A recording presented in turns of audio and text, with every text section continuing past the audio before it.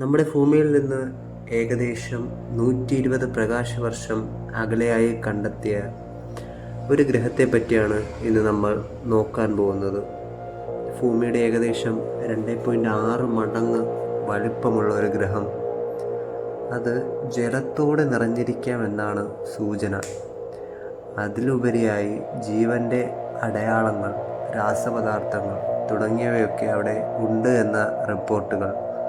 ഇത് യഥാർത്ഥത്തിലൊരു സെക്കൻഡ് എർത്താണോ അല്ലെങ്കിൽ ഒരു വലിയ തെറ്റിദ്ധാരണയോ? എന്തായാലും നമുക്ക് നോക്കാം.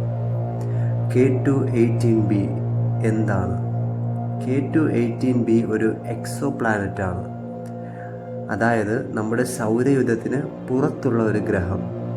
2015 നമ്മുടെ നാസയുടെ കെപ്ലർ സ്പേസ് ടെലസ്കോപ്പാണ് ഇതാദ്യമായി കണ്ടെത്തുന്നത്. ഇതിൻ്റെ വലിപ്പം ഭൂമിയേക്കാൾ 2.6 മടങ്ങുണ്ട്. ഭാരം ഏകദേശം 8-9 മടങ്ങ് കൂടുതലായിരിക്കും. ഇതൊരു റെഡ് ഡ്വാർഫ് സ്റ്റാറിനെ ചുറ്റിയാണ് സഞ്ചരിക്കുന്നത്. ഹാബിറ്റബിൾ സോണിലാണ് നമ്മുടെ ഈ ഗ്രഹത്തെ കണ്ടെത്തിയിരിക്കുന്നത്.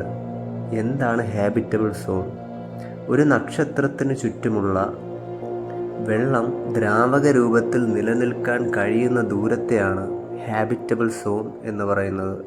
പക്ഷേ വെള്ളമുണ്ടെങ്കിൽ മാത്രം നമുക്ക് അവിടെ ജീവനുണ്ട് എന്ന് ഉറപ്പിക്കാൻ കഴിയില്ല. 2023 നാസയുടെ ജെയിംസ് വെബ് സ്പേസ് ടെലിസ്കോപ്പ് K2-18bയുടെ അന്തരീക്ഷം പരിശോധിക്കുകയുണ്ടായി. അവർ കണ്ടെത്തിയത് മീഥെയ്ൻ, കാർബൺ ഡൈ ഓക്സൈഡ് എന്നീ 2 പ്രധാനപ്പെട്ട വാതകങ്ങളാണ്. പക്ഷേ ഏറ്റവും വലിയ വാർത്ത എന്തായിരുന്നു?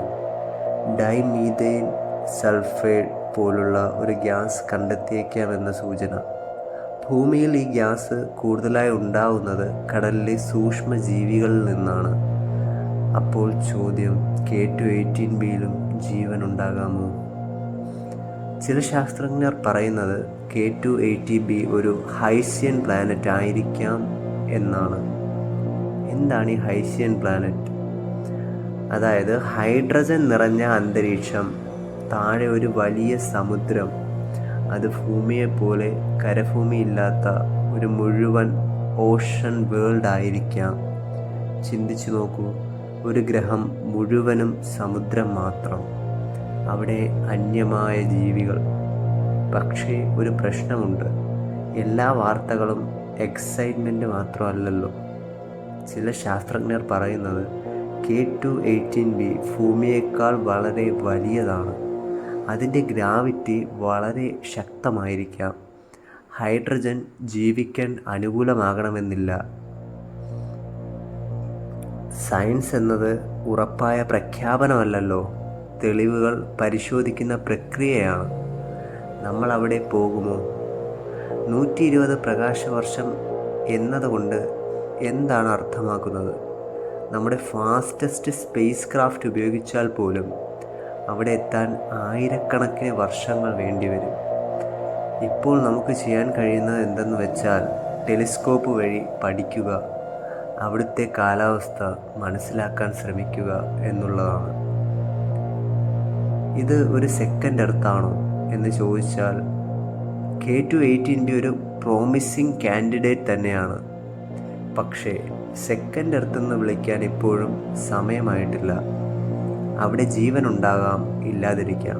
പക്ഷേ ഒരു കാര്യം ഉറപ്പ്, യൂണിവേഴ്സ് നമ്മൾ കരുതുന്നതിലും കൂടുതൽ രഹസ്യങ്ങൾ നിറഞ്ഞതാണ്. ഒരു ചെറിയ നീലഗ്രഹത്തിൽ ജീവിക്കുന്ന നമ്മൾ ബ്രഹ്മാണ്ടത്തിൽ ഒറ്റയ്ക്കാണോ? അല്ലെങ്കിൽ ഇതുപോലെ അനവധി ജീവൻ നിറഞ്ഞ ലോകങ്ങൾ ഉണ്ടോ? ഇതുപോലുള്ള സ്പേസ് രഹസ്യങ്ങൾ അറിയാൻ സയൻസ് നേച്ചർ സബ്സ്ക്രൈബ് ചെയ്യൂ. നമ്മുടെ അടുത്ത വീഡിയോയിൽ കണ്ടെത്തിയ മറ്റൊരു ഗ്രഹത്തെക്കുറിച്ച് സംസാരിക്കാം. Bye bye.